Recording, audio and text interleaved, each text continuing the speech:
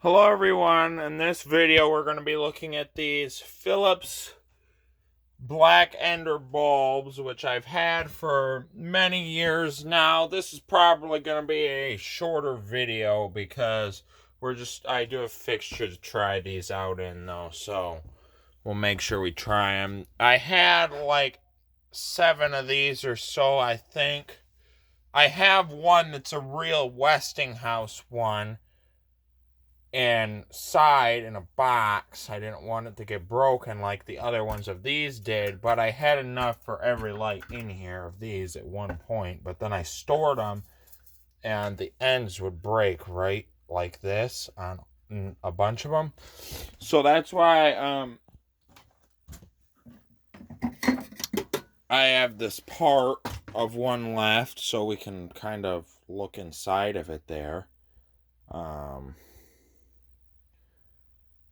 Down there you can, it's really hard to do this with holding the camera. Down in there, if you look closely, you will see the filament down in there, but it is there.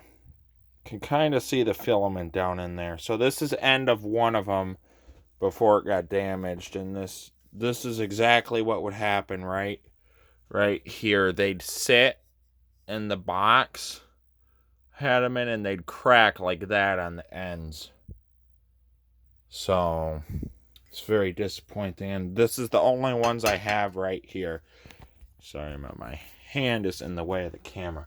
So we need to make this a little quicker because I can only have 5 minutes here as I'm recording. And oh, I just noticed this. So this bulb here is a Phillips Westinghouse Eco Watt, I think is what that says. These are 34 watt bulbs. Yeah, so Westinghouse Econ bulbs. This is right after they switched, but this one has 2 etches on it here. Find that pretty cool. There's the ends of these ones on this side, and there's the ends on the other one. These two are both used about the same. I did have these in a fixture recently. One of these actually goes in a fixture. We'll put this one in the front in a fixture.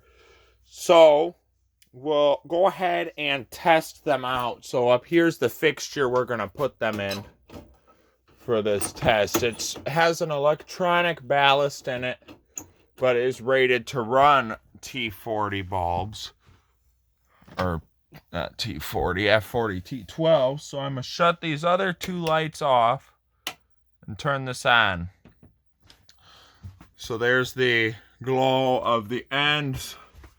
It doesn't have a lot of strobing effect, but there is a little bit there due to the electronic ballast. This bulb doesn't have a ton of use on it. It's still a decently healthy bulb, but here you can see that strobing effect that happens in it. But I wouldn't put these in a ballast that wasn't meant to run the bulbs. So now we will pull this bulb out, set it out of the way here, and we'll grab this one. Some of these were outside, so they might have a little bit more of a strobing effect than others.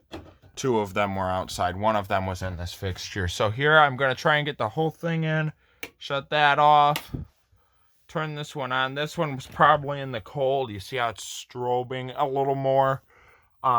There's the etch lit up there. There's the ends that are used a little more. So we have 1 more bulb, and I gotta hurry because I only have like less than a minute left of recording here.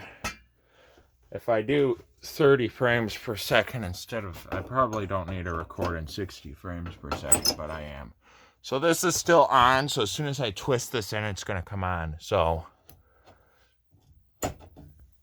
we'll just shut it off and turn it on one more time.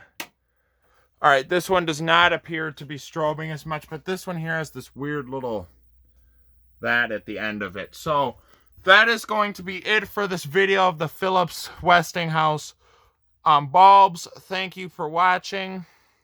Have a good rest of your day, and there's the other 2 bulbs.